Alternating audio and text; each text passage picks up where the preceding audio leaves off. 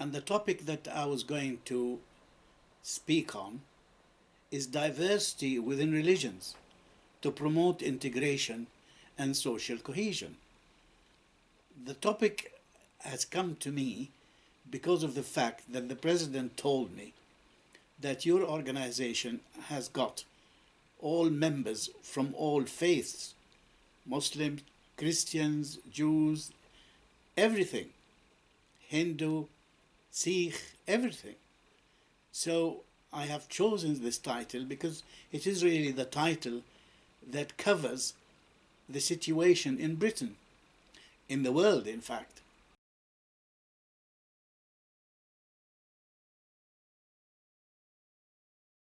I have been invited to many places to speak. One of them in one of the churches I go to speak, which makes you amazed. Why the Christian ask an Egyptian, I forgot to tell you, I was born in Cairo, an Egyptian, a descendant of a prophet's blood, he comes in and talks. This is the 14th station of the cross. And this is the burial of Prophet Muhammad. Probably all of you have been there in Medina.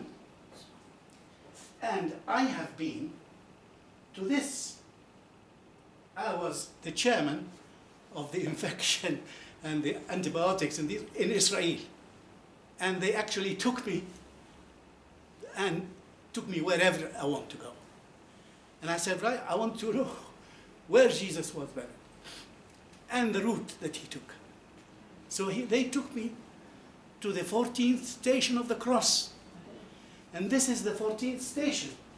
And at this station is where, peace be upon him, Jesus was buried for 2 or 3 days. And I went and I touched the sand, and they gave me 2 chains, which I gave them to 2 ladies who got cancer. One cancer breast and one cancer. And up till now, still alive. I'm not joking you, and I'm not lying. Anyway, I had a story in Palestine. If you want to read it, it's in the YouTube. And the miracle that happened to me there, in the Masada, where the Jews graduate their soldiers. That's where my accident took place. So, this is where Prophet Jesus, underneath, I went to go from behind, there is a cave that you have to go to. All the prophets believeth in God, his angels, his books, and his messengers. We make no distinction between one and the other. And that's what Islam is about. All the messengers of Allah are one, and we believe in them. And you can see here, this is the 7th millennium of the Egyptian civilization. And I thought that Egypt goes back 7,000 years. And the Bible goes on 600 years. And this is, again, another picture that my wife made for Exodus. Exodus 12:37. I mean, all these are correct numbers. So when you get the lecture from the internet, you can follow this in your book. So she have actually made an imaginary Exodus in Egypt. And then also, as I told you, there are so many prophets. And here, she imitated or presented Prophet Moses in light with his snake, throwing it. Yeah. And this is the firstborn son was presented to Anubis, and Isis was presenting their child. This is again Exodus 12:29. So the religions were going on. I mean, the Egyptian civilization is going on, but also the religions are coming in. The Jews are coming in, Abraham, and so on. That's again another one of my wife's production, the 13 tornadoes create 12 passages for the tribes of Israel to cross the sea. It's present in the Bible and present in the Quran. Come on. So she made this picture to go with it. Allah subhanahu wa ta'ala told the world that He is going to send His word, Jesus. And this is exactly what is present in the Bible. Jesus, peace be upon Him, was a word from God, John 14, and the word was made flesh and dwelt among us. And the nativity of Jesus is very extensive and is present in the Quran and present in the Bible. And please read it when you find it in the internet. I can't go through this. I will need 10 days to finish my lecture. But I will read you the nativity. And the angel came in unto her and said, Hail, thou that art highly favored, the Lord is with thee. Blessed art thou among women. And when she saw him, she was troubled, and with his saying, and cast in her mind what manner of salutation this should be. Anyway, the ayahs are there in the Bible. It's exactly the same as with the Quran. And what is important, when it is mentioned, it's also mentioned in the Torah. And that's the continuation of the Nativity. And then the miracles of Jesus in the Quran. We have more miracles that Jesus made and written in the Quran, more than in the Bible. I'm not going to enumerate them, but there are some that are mentioned in the Quran that are not present in the Bible. And one of the lectures that you could read it again by me is Jesus made birds out of mud and made them fly during his childhood in Egypt, the gospel of the infant. And all this is present here. You will be amused and interested to see my lecture, the last one that I made for President Sisi, of the walk, the visit of Jesus. The miracles of Jesus in the Holy Bible, again mentioned here.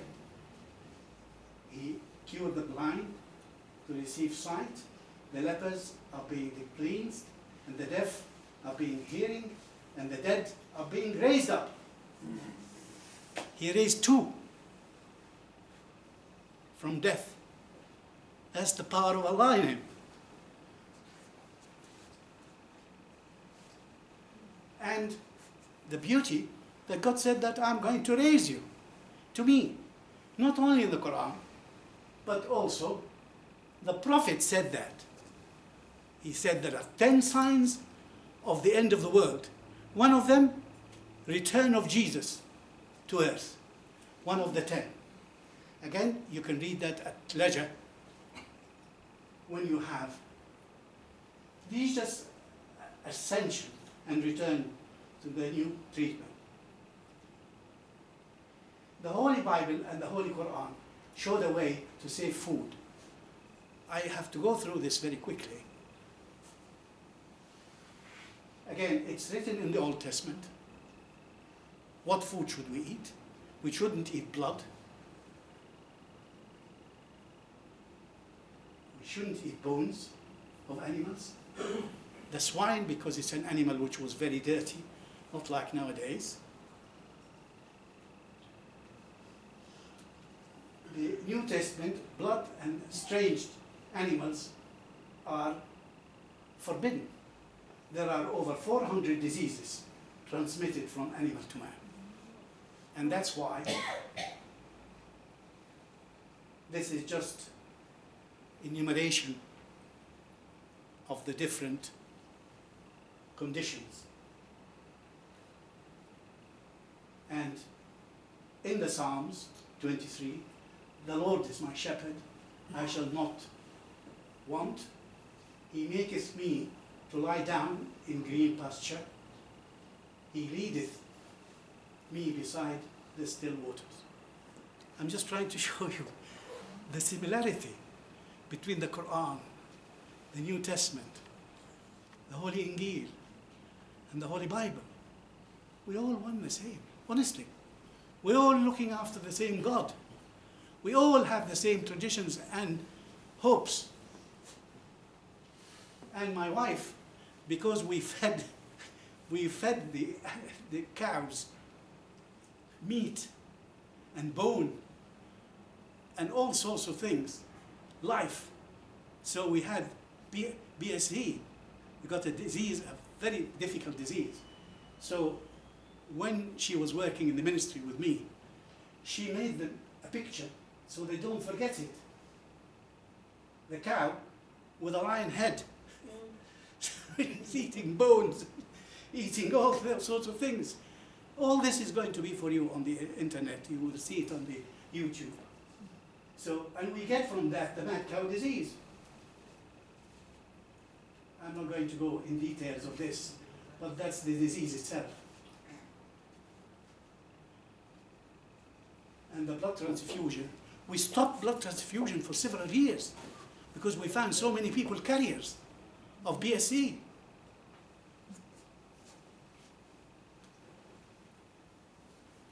Covering the head. A woman's hair is her crowning glory. The rabbinical people had their hair made from hair of the colleagues from India. And of course, the Jews thought that this is not right. So they burned it in the United States. They burned it here. And then what the New Testament said and what the Bible said about covering the hair. And I'll give you examples about this in a minute. The New Testament. Women's modesty in the Holy Bible. And this is in the Quran. And this is what my wife used to wear when we used to go to ministries, because she did work with me everywhere. The Ministry of Food Standard Agency. This is Baron John Curbs. He used to be a Sir John Curb. He's a very nice guy. And she used to work with me. I can't use a computer. I can't do anything. I'm useless. So she had to do all the things that I can't do. That's in the House of Lords. Lord Ahmed. Here you are. And that's what she gets dressed as. And that's my first recognition in the House of Lords. And this is one of my pride. She worked for 2 years to computerize the mosque, the central mosque, and that's when they opened the computerization here. All ministers from 43 Islamic countries. And those are our little kids, Peter and Simon, the computer input by our sons. They are the ones that helped us to make the charity. We made a charity. We got all the computers. I paid for it. And the time, 2 years. And those two guys, one of them is medical, and one of them is a civil servant. Now they work on computers. Allah made their income from computers because they have helped in this charity. This is the first time I met the Queen. My first time in Westminster Abbey. You can see how beautiful she is. Look, her hair is covered. Every time I saw her after that. And of course, Yasmin Sheikh, she's just been. She's got a CBE. And this is the statistics. Look, 32.84 have no religions or didn't say what they are. They got fed up, hating each other, shooting each other. Everybody is fighting each other in the name of religion. So 32 and a bit in the latest statistics, 2011, They don't want to talk about religion. I have no religion. Go away from me. It doesn't mean that I haven't got a God. I don't believe it. I think all of them have got a God and more religious than we are. Bless them. And then a last word now about Hinduism. The Hinduism in 1997 were about 800 million. And there is Vaishnu and Brahma and Shiva. And then this is Vishnu, the preserver of the universe and the embodiment of goodness and mercy. His appearance as Rama and Krishna are the most important. And this is Krishna. Look, he's very much like Jesus. And the same here. Shiva is a god of constructing futures, creation, destruction, good and evil, fertility and asceticism. And last but not least is the Sikh. They are monotheistic religion, originated in the South Asia during the 15th century. They believe in one God, unity, equality to all human mankind, engaging in selfless service, striving for social justice, and so on. All this is going to be, you look under YouTube.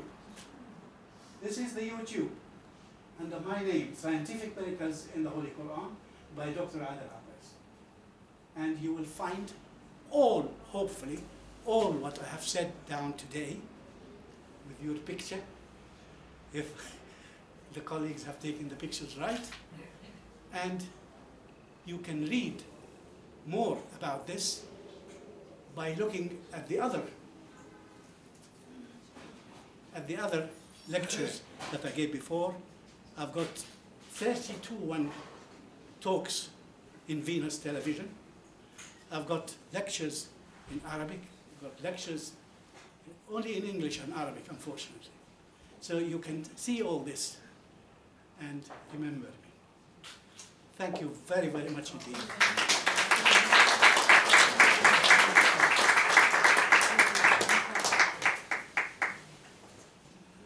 Ladies and gentlemen, the professor has kindly agreed to answer your questions. If you have any, please do let us. Scientifically proved what it said in the Quran, and I was very impressed. I think we need more of these talks to show that if I want to be a good Muslim, I must know the Bible, I must know the Torah, because that's where we stem from. And I was asked by a Sikh gentleman once, Yasmin, why there are so many sects in Islam? And I said, well, look, we started from a root. It's like a tree. Started from a root. Judaism, Christianity, Islam. And I said, as we grew, there were offshoots that went in the tree, which have different emphasis on different people. Let's look at it in a positive way. Rather than saying why, say, okay, right, that emphasis is on a certain prophet and others have emphasis on another prophet. So let's not deny the fact that we come from the same root.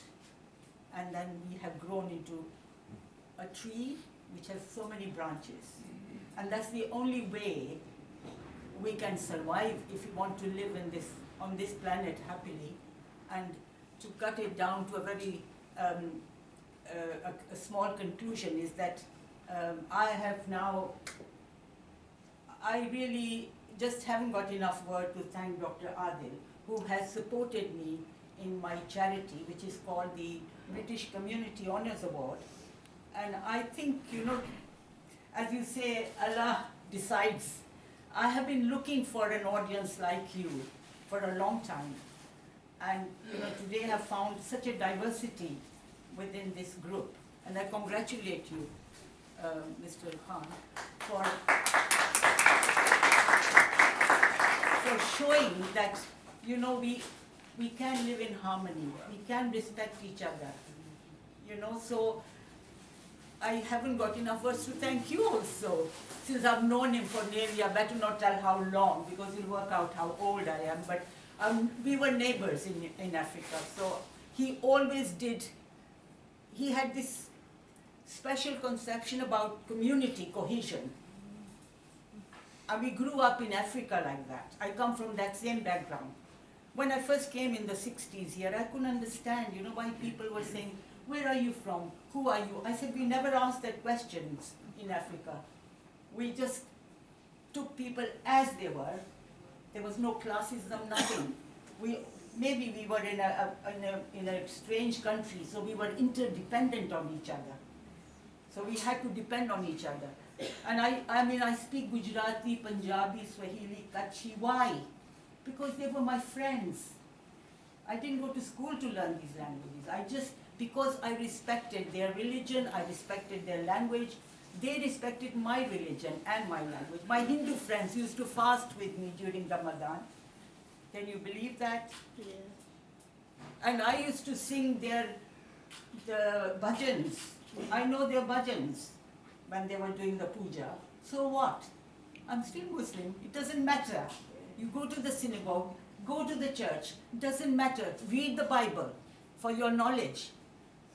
So in Britain, I think if we look at it, that we are all together in it, then we have to respect each other. And taking things out of context from one religion and highlighting it and saying, why is this so and so, why is that? I think that only creates more tension. It creates more tension rather than trying to justify, you know, why Islam is doing this or that. I think that is a political side of the world. Let's not get into that. If there are more groups like that and we look at things, I think I need to actually been asked by the cabinet now to promote diversity within the honor system as well. I mean, there are people who have been working for 30, 40 years, haven't been recognized because it makes a lot of difference when you are recognized. People come to know. And people like Mr. Khan, for example, I've known him doing this work, community work for the last 30, 40 years. Why hasn't he been nominated? Why not? So this is what we are looking into it now. We shall nominate him. Well, there are lots of people here who should be honored. Because I know some people are against this honoring system. But as a teacher, as a background, with an educational background, we are all in our hearts like little children, you know. We do need from every now and then a little pat on our back to say, well done, well done. And it gives you that confidence when somebody says, you're doing really well. That confidence makes you work even harder. So it's very important to recognize the services that people offer in this society. Well, you don't need, look at have you seen his card? By the way, the card is here. If you look at his card, Please contact me. Help and yourself. the knowledge, I mean, I think he is a well of knowledge. The more you dig, the more you get. Keep on digging and you'll get so much. I mean, I love having them at my place, you know, just to say, you know, I've got certain questions, and when Adel gives me some solutions, you know, I say, is that all that simple? He said, yes, Yasmin. Why are you getting it all worked up about these things? So let's give him another round of applause. And thank you very much. And I will request those of you who are involved in community work, and if they have got their contacts, their name and telephone or a card, whatever, please, would you please leave them on my table here, because I would like to contact you regarding your work. And thank you once again for inviting me with Dr. Adel and Anne. By the way, I'll tell you a big secret, you see. I know he's genius, he's a genius. But all this, what he's done today and presented, there's somebody behind him, a woman. Yeah. And that's Anne. You haven't clapped for that. And she was ill last night, Yeah, she's still 38 and a ill. half, and I had to give her treatment to make her able to come. Yes, thank you very much, Anne, for your services, and Anne also helps me with my charity, so I need to thank you for that, to show that, you know, I can't do things on my own. I got the CBE this year, but I keep on bringing everybody and saying, you know, it's you who has made what I've got today. I haven't done, I could not do what I did in the last 40 years, what I've been doing, without the support of people like Adel, like Anne, and many more. So thank you once again, all those who were involved with me in the journey from when I came in '65 to date. Thank you once again. Inshallah, in April, I'll become the full mayor. This is the honor for all our diverse communities. I'm representing you all. I have started my life in Basera. Even my political life was started with Mr. Khan. He was my advisor. He was my friend. He helped me a lot. With Salimullah Saab, Aslam Ejaz Saab, Lodhi Saab and Nazir Bhatt Saab and Fauzia, you two, we all worked together to start this project at that time. You remember I did a presentation to the council as a community member for Basera. That's where we got the recognition as well. And I'm really so happy that I'm amongst my own friends. I knew Yasmin for so many years, long time ago. 30 years. 30 years, mashallah. And we were doing, even then, we had this community spirit in us. We were working together to enhance our women who are not represented in the political life and in other academic lives as well. We were working very hard together. Nasira, I remember you working with us. Thank you. 3 of us doing hard work up to late at night. And it has given fruits. See where Yasmin is. And I'm doing my little bit in the community as well. And thank you ever so much. On behalf of Lambeth Borough, we've got our cabinet member here, Councillor Meldrum. Her portfolio is adults and social care. So she's here to see what this project is doing and how we can support and help our community. This is not just a Muslim project. It is a diverse project. Everybody is welcome. We made it very, very sure and clear that it is for everybody who needed these services. So welcome to all of you to my project, our project. Thank you. Thank you.